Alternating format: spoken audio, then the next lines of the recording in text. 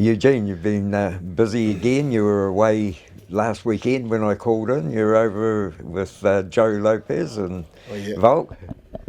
Yeah. I just popped in just to be a part of it, and just to familiarise myself with the camp, and obviously I work from afar usually with Joe, so I just wanted to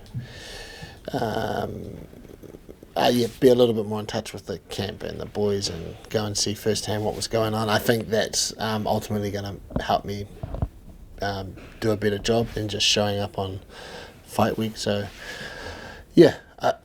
wasn't really about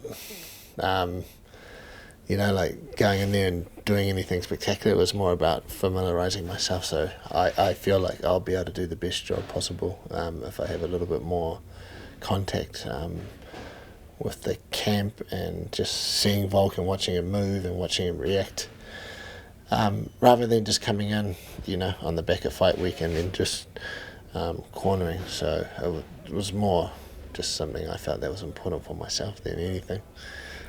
But yeah, when I went there, it was great. Like Joe and the team have done a fantastic job.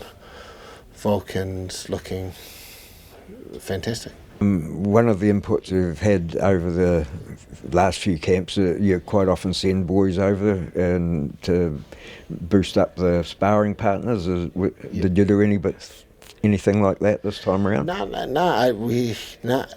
Well, I didn't really have anyone at the time. Volk asked me, but I didn't really have anyone at the time that was suitable. So there's a couple of young boys there from Frank's gym, Bang Tao, who are really good partners.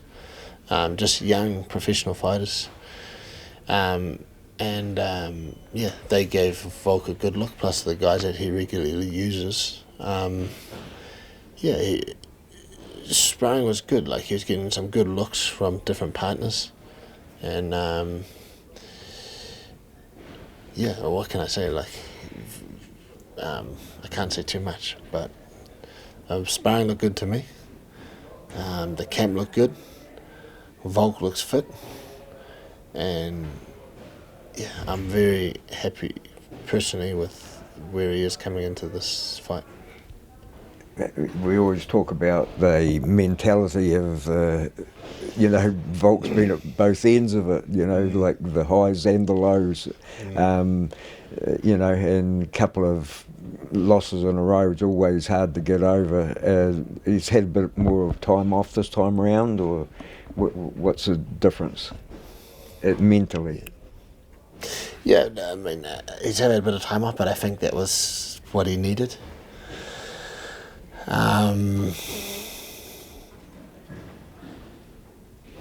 It's not easy. There's some things in combat sports that are very, very, very, very, very, very difficult to achieve. One of them's becoming the best fighter in the world in your weight division. One of them is continually backing that up, so defending that. And then another one is regaining that position after you've lost it. Very, very difficult. Volk's done a few of those things, but he's had never regained his championship. History and the stats are working against him in terms of champions trying to get back their title and aging champions. So there's a lot working against him, but this is the time for Volk to show that history doesn't matter, statistics don't matter. He's to the gifted and the special ones in the sport, that none of that stuff matters. So this is the time for Volk to show that. Yeah. Well, another big fight was Carlos up against Jan, and that was a cracker of a fight. I know a lot of people didn't think it was, but for anybody that's got a Kiwi at heart, that was a real sit on the edge of your seat sort of fight.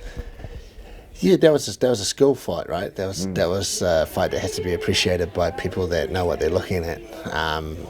And so, yeah, that was a really skillful fight. Very close fight, but I thought Carlos won. I thought you can't argue that. But it was a close fight, but you can't argue that Carlos didn't win the fight. You just don't know what you're looking at then otherwise. So, but very, very happy. Carlos got the job done, and that's like, yeah, he got the job done. He did what he could. Wasn't the greatest camp. Like, his last 2 camps haven't been the greatest camps, but that's a work on. Like, that's something we have to work on, because as the caliber of opponents goes up, we have to get that perfect. So, it was probably an imperfect camp, but we got the result. Now it's time to assess everything that happened and try and go into that scenario where we have the perfect camp of everything firing. So what can you say? We got the job done, onwards and upwards. Bring on the next challenge for Carlos. How long would you think he'd be before he fights again? A little while. He's got a few things that he needs to figure out that's going on with his body, but so it'll be a little while. 3rd, 4th quarter, I would say. Yeah. But yeah, there's a bit that he has to sort out, so he can go away and do those things now. I got a bit of a surprise, or a pleasant surprise, when I came in the other week, and Aaron Toe's finally getting another crack at the UFC. Yeah. I think, I think Aaron deserves another crack, and this time his crack will be coming through the road to UFC. He wasn't hard done by any contenders. He just probably didn't perform as well as he could.